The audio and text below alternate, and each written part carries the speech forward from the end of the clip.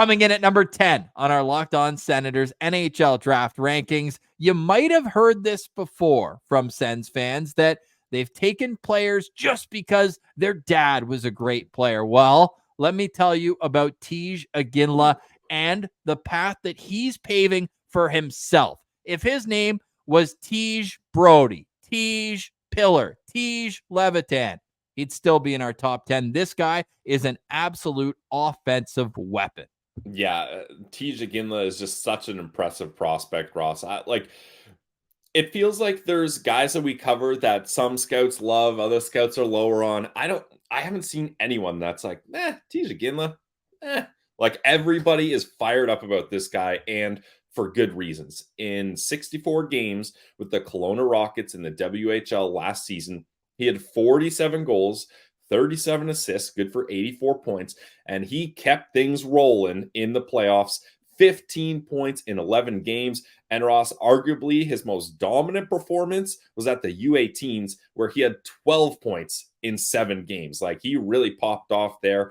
And they're like, I don't even know where to start with Tej Iginla, Ross. Like, where do you want to start with a player like this? Well, let's discuss how he's an August birthday. So scouts love that they've got extra room to run. He's not going to be 18 until August 1st. He's got the size. We know, obviously, his old man was one of the most sturdily built NHLers. Couldn't knock Jerome off the puck if you tried, but he's 6 foot, 191 pounds. Tej is I think the highest riser, and I think that's a part of what gets people so excited about Tej, is that he was in such a limited role last year when he was with the Seattle Thunderbirds. Now, that team was stacked. That team went to the Memorial Cup and was just, you understand that they had older players, they acquired guys, and he was 16.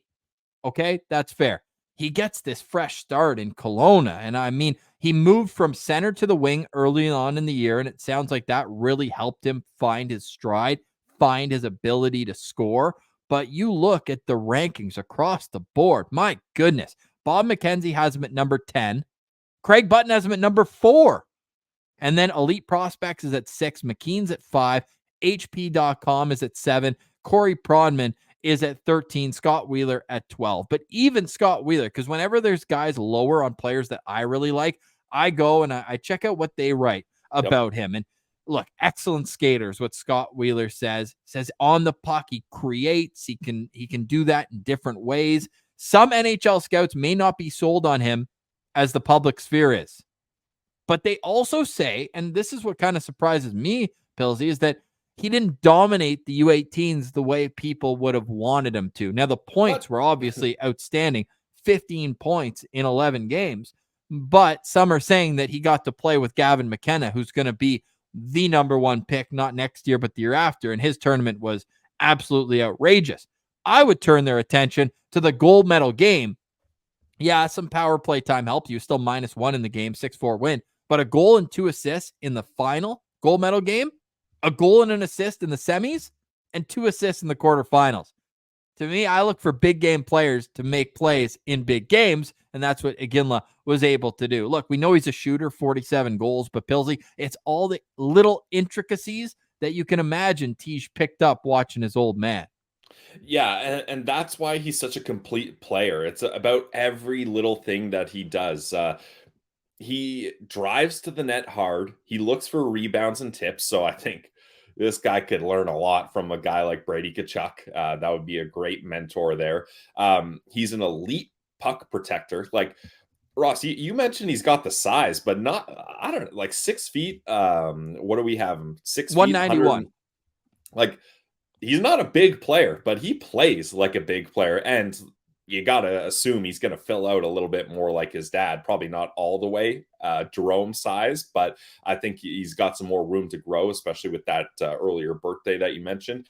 He does such a good job of keeping the pace of play going, and he is obsessed with getting to those hard areas of the ice, the slot, the middle of the ice when he's transitioning the puck up the ice. Like, he's not someone that's content to just see that a defender's driving in wide and is like, okay, this is my only option. I'm going to drive wide, end up in the corner, and then just toss the puck on the net and hope something good happens. He's like, okay, you want me to go wide? I'm going to battle to get through the middle of the ice here and to get that open space that I so badly want. And then his shot is so good in so many different ways. He's got a powerful wrister. He's got a great one-timer. He loves going for the wraparounds. He really puts a lot of strength into those. And like I mentioned, the hard to get to areas. If you're going to be a player that consistently does wraparounds and people start to take note of that, you can get your bell rung if you're not careful. But Iginla is aware and able to do it at the right time. Wheeler mentions that he's an excellent skater as well, not just speed wise, but he's got great crossovers and he's able to move laterally really nicely. Like, Ross, I know we talked about when we're getting to players this good, we start nitpicking. I don't know about you, but I don't even have a nitpick on Iginla. Like, I don't even have anything where I'm like, needs to work on this, not great on this. Like, even you look at EP's draft guide, and so their ratings are from 1 to 9, 5 being average NHL skill. His skating is his lowest attribute at 5.5.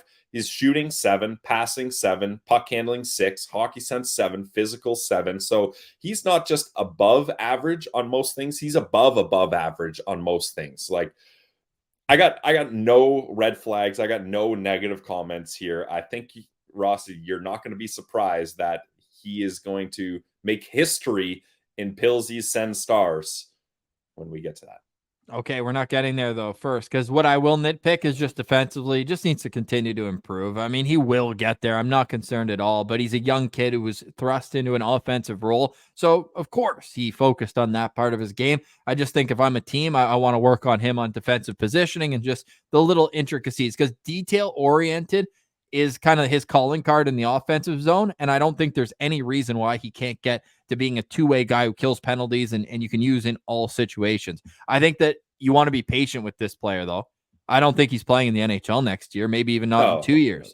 But it doesn't matter 2 years from now. It matters 4, 5, 6 when they're in their prime. And you can just see Iginla just being the type of guy who is a menace to play against in the playoffs. You could see him being a guy who makes his teammates better by putting pucks in areas that they can go and skate into and have space and be able to create good opportunities. And then he can just beat you clean with a shot. The NHL scouts in the industry chatter section of EP's draft guide discuss how that it's an NHL release. It's right there. And I think that that's going to get him 15 goals in and of itself when he's in his prime. And then the way he can create otherwise is just going to help beyond that. So I'm a huge, huge fan of this player. I think that as he grows into his body, his dad, by the way, was listed at 6'1", 210 on that. So if he puts on 20 pounds here, all of a sudden you're tougher to knock off the puck. And I want to see a little bit more physicality along the wall in the offensive zone. He's a great forechecker, but let's focus on winning every battle. And I think you're going to have, like, I think he's going to go top 5. I think the last name's just going to be the cherry on top. But if you look at the habits and every detail of his game, it's just hard to put 5 guys ahead of him that you're going to want on your team and in your organization. Yeah, that's definitely fair. And I feel like, Ross, he's the kind of guy you insert into your prospect pipeline and be like, all right, you guys all got to beat him for a job. Good luck. Yep. So yeah, I think it's I tried to tease it, but I don't think it's going to be much of a surprise, Ross. You tried to tease it? Oh, nice. Iginla is my first 5-star player in the 2024 NHL draft prospect profiles. 5-star players. I know you talked about the defense, Ross, but this kid put up 84 points in 64 games. Like, I'm not about to get on him about defense when he's producing like this.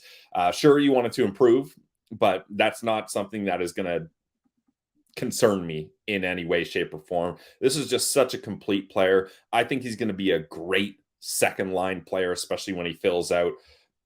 This is a guy I want for a playoff run. I love Iginla. If the Sens go for him at 7, sign me up. Iginla comes in at number 10 on our Locked On Senators NHL draft rankings with an average of 8.9.